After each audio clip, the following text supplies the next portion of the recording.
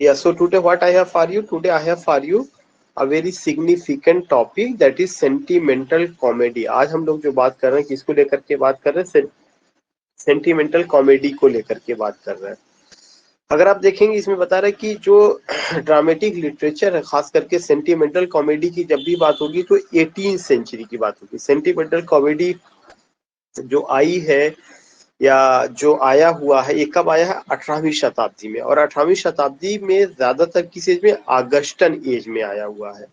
Augustan age का मतलब कि एज ऑफ अलेक्जेंडर पोप। तो अलेक्जेंडर पोप के समय जोसेफ एडिशन थे, जोसेफ एडिशन के अलावा रिचर्ड स्टील थे और लोग थे। इन लोगों ने काफी बेहतरीन सेंटिमेंटल कॉमेडी लिखा हुआ है। तो the dramatic literature of the 18th century was not of a high order.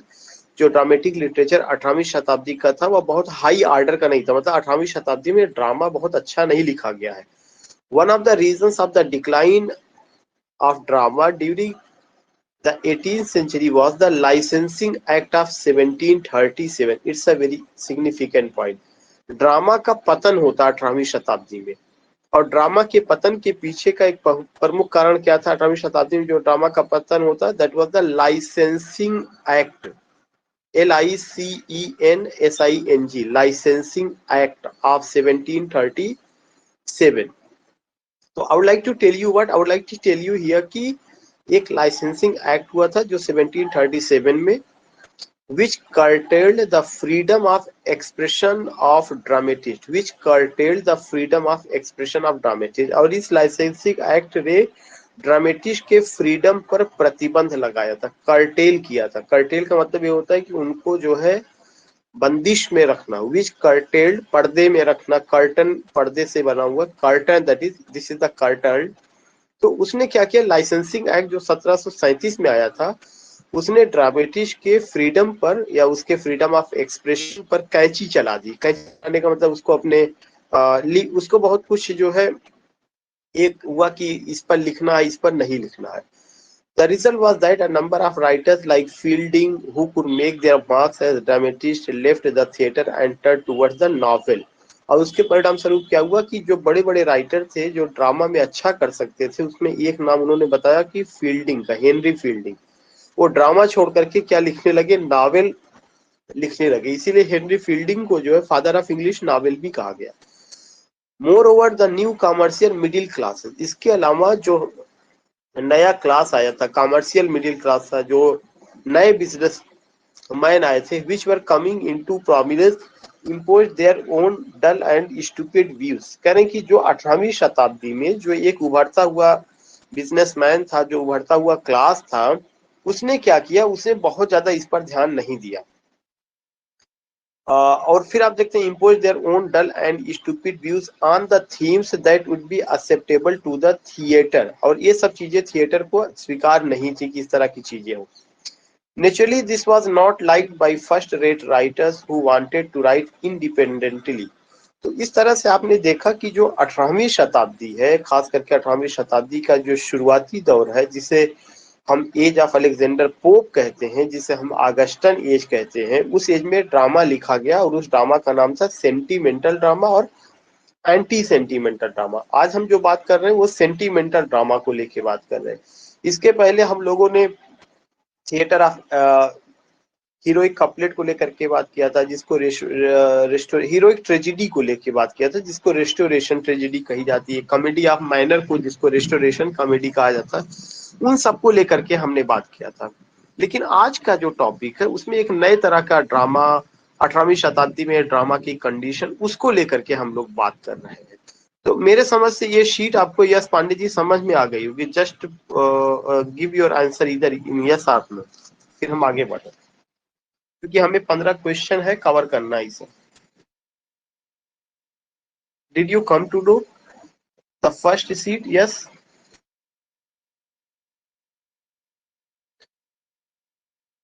Okay. So here you find कि 18वीं शताब्दी का जो ड्रामा है उसमें कुछ इंपॉर्टेंट क्वेश्चन है, जिसमें एक है कि ड्यूरिंग विच सेंचुरी, किस सेंचुरी में द टू अपोजिंग ट्रेडिशन, दो अपोजिंग ट्रेडिशन, ड्रामा के दो अपोजिंग ट्रेडिशन। जैसे दो अपोजिंग ट्रेडिशन कौन सा है? रोमांटिक एक अलग टाइप का ट्रेडिशन था ड्रामा लिखने के लिए, क्लासिकल एक अलग टाइप का था ड्रामा लिखने के लिए। Exercised their influence on the dramatist in the field of tragedy.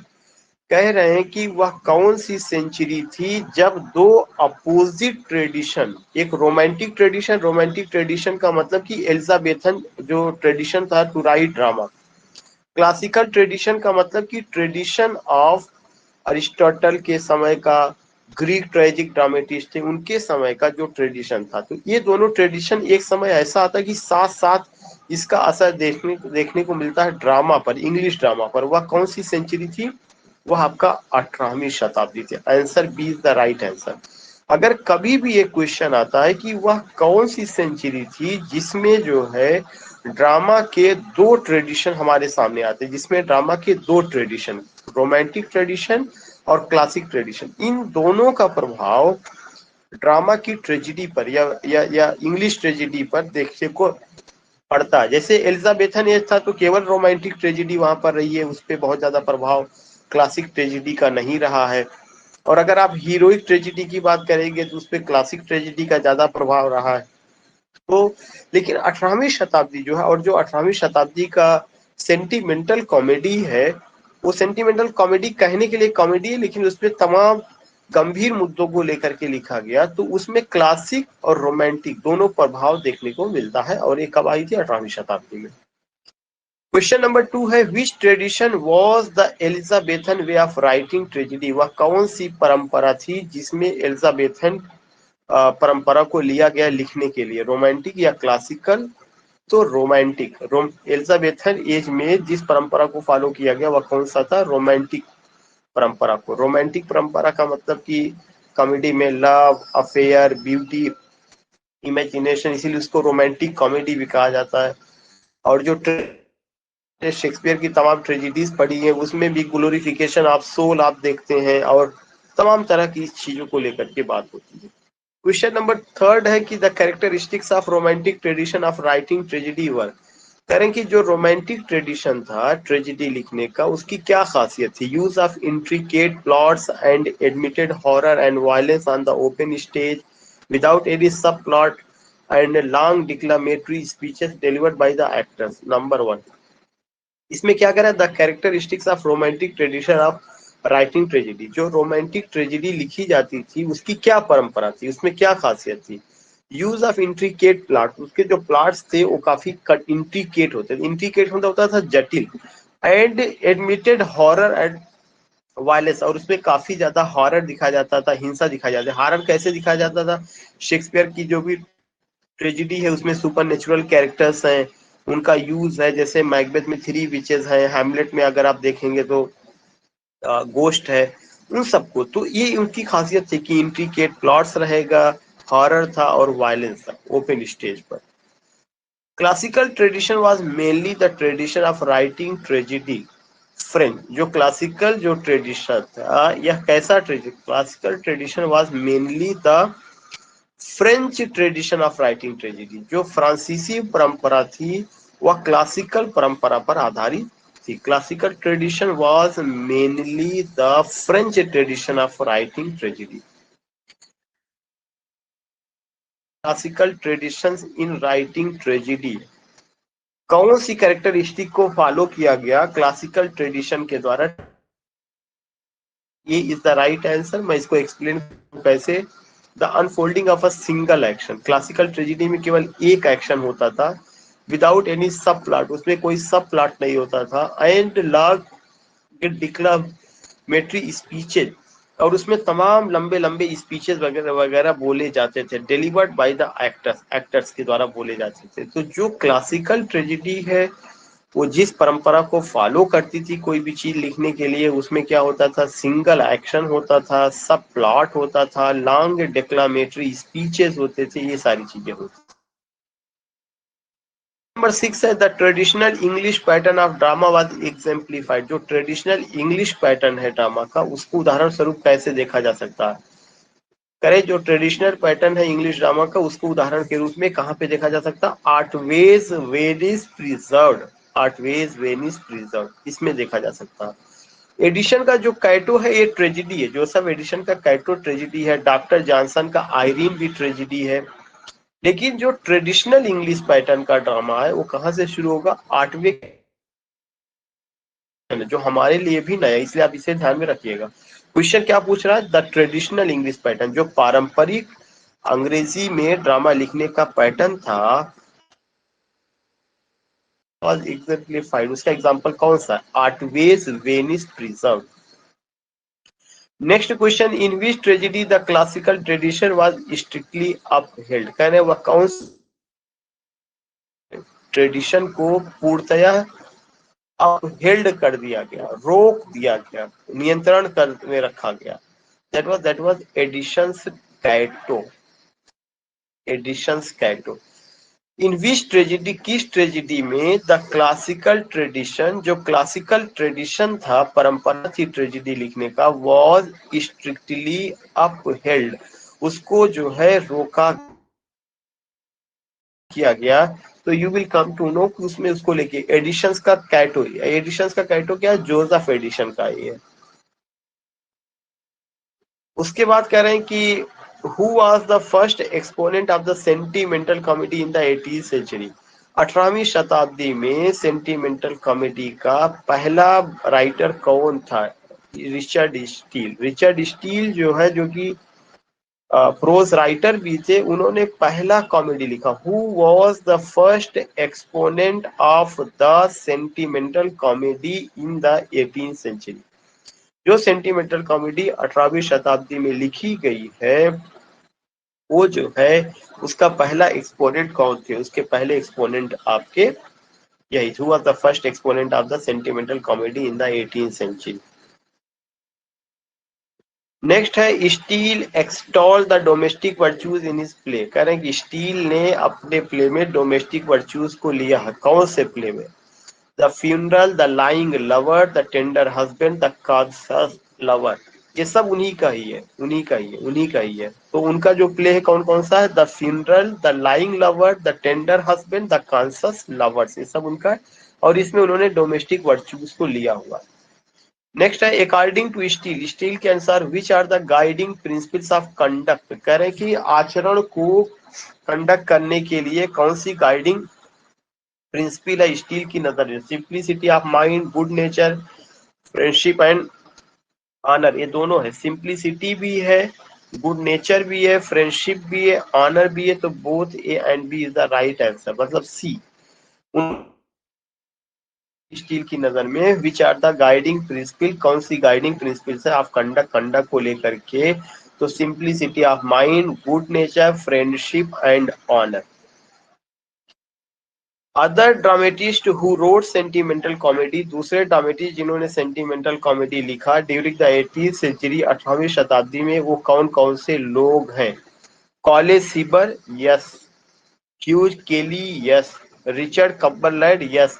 इसका मतलब C answer is the right answer. जितने हैं ये सब के सब सेंटिमेंटल लिखे हुए। रिचर्ड स्टील ने भी लिखा है, कॉलेज सीबर ने भी लिखा है, ह्यूज केली ने भी लिखा है, रिचर्ड कम्बरलैंड ने भी लिखा है। ये सारे के सारे ड्रामेटिस्ट क्या हैं? सारे के सारे ड्रामेटिस्ट जो है आपके वहां से जुड़े हुए हैं, comedy of sentimental comedy. Question number 12 है, द टू ग्रेट ड्रामेटिस्ट, जो दो बड़े ड्रामेटिस्ट हैं ऑफ द 18th सेंचुरी, 18वीं शताब्दी के, who led the revolt against sentimental comedy. कौन से वे ड्रामेटिस्ट हैं जिन्होंने सेंटिमेंटल कॉमेडी के अगेंस्ट में लिखा, उनके खिलाफ लिखा? वो कौन से ड्रामेटिस्ट है? तो जो ड्रामेटिस्ट सेंटिमेंटल कॉमेडी के खिलाफ लिखे हुए हैं उनका नाम था ओलिवर गोल्ड स्मिथ और रिचर्ड शेरिडन। इन लोगों ने एंटी सेंटिमेंटल कॉमेडी लिखा। क्या लिखा? Anti sentimental comedy. इस पर एक अलग लेक्चर मैं लूंगा, अभी जो लेक्चर है वो सेंटिमेंटल कॉमेडी को। तो उन्होंने कहा कि वो टू ग्रेट ड्रामेटिस्ट कौन से थे जिन्होंने एक तरह से इनके अगेंस्ट में लिखा? तो ओलिवर गोल्ड स्मिथ और रिचर्ड शेरिडान। रिचर्ड शेरिडान का स्कूल फॉर स्कैंडल है, ओलिवर गोल्ड स्मिथ का क्या है? She stoops to conquer. Goldsmith wrote plays where, Goldsmith ने प्लेज लिखा कहां पर? The school for scandal, yes. ये लिखा, नो उन्होंने ये नहीं लिखा, या लिखा the rivals no good natured man and she stoops to conquer, this is the right answer. Question number 13 में B is the right answer. Goldsmith ने दो play, good natured man she stoops to conquer, ये दो play उन्होंने लिखा हुआ है। Richard Brinsley शेरिडान, करें कि रिचर्ड शेरिडान का पूरा नाम क्या है? Richard Brinsley Sheridan is best known for his two comedies. Richard Brinsley Sheridan को उनके दो कॉमेडीज के लिए याद किया जाता है, वे कौन कौन सी हैं? The school for scandal, the rivals. ये क्वेश्चन कई बार, जितने क्वेश्चन है बहुत इंपॉर्टेंट है, सब पूछे जा चुके हैं, ये आपके ऊपर है आप कितना उस पर ध्यान दे पा रहे हैं। तो कौन कौन सा? The school for scandal 1777, the rival 1775। Answer B is the right answer. And the last question of today's class, associated with the comedies of, कौन कॉमेडीज से एसोसिएटेड था? Richard Sheridan created a more genial and romantic atmosphere in his comedies. Associated with the comedies of, Shakespeare की comedies से associated थे। इनमें से जो है अगर देखा जाए शेक्सपियर कॉमेडी से एसोसिएटेड थे, और शेक्सपियर के ही पैटर्न को रिचर्ड शेरिडान ने कुछ हद तक फॉलो किया है, रोमांटिक एटमॉस्फेयर और इन सब चीजों को। तो answer is the right answer. तो इसमें कॉमेडियन है और उन्होंने क्या किया हुआ है, उन्होंने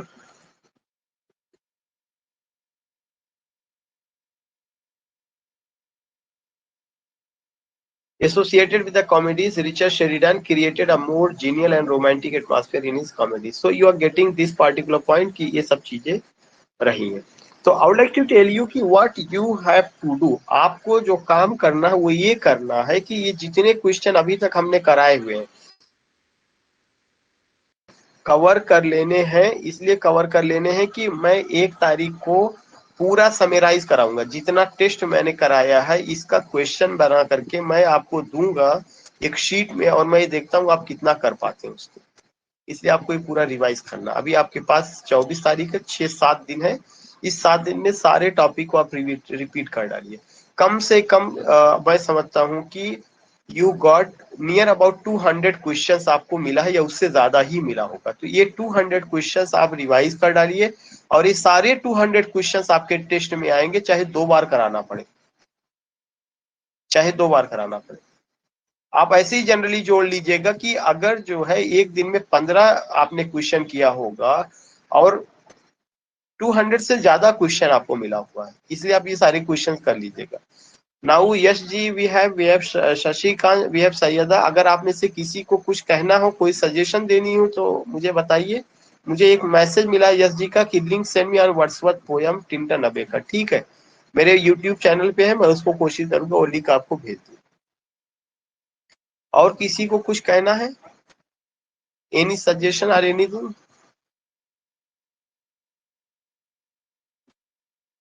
ठीक है।